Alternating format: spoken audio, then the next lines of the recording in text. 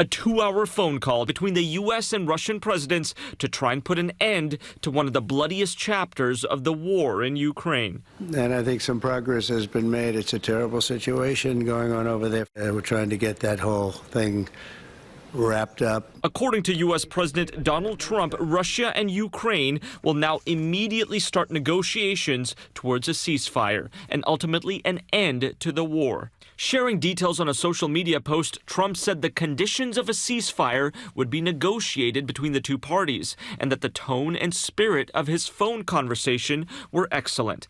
After the war is over, Russia wants to do large-scale trade with the United States. Trump saying it's an opportunity to create massive amounts of jobs and wealth, and that Ukraine can also be a great beneficiary of trade. The president has made it clear his goal is to see a ceasefire and to see this conflict come to an end. And he's grown weary and frustrated with both sides of the conflict. With the Trump administration reaching its last straw. We're going to try to end it, but if we can't end it, we're eventually going to say, you know what, that was worth a try, but we're not doing it anymore.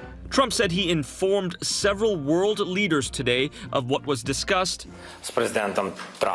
including Ukraine President Volodymyr Zelensky, who says he's open to a meeting with Russia, but urged the U.S. not to remove itself from the discussions.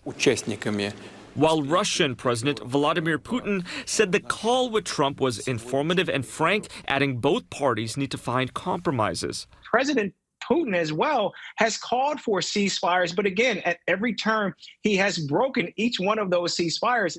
There's no timeline on when these negotiations could begin, but as to where, Trump says Pope Leo XIV has offered to host talks at the Vatican.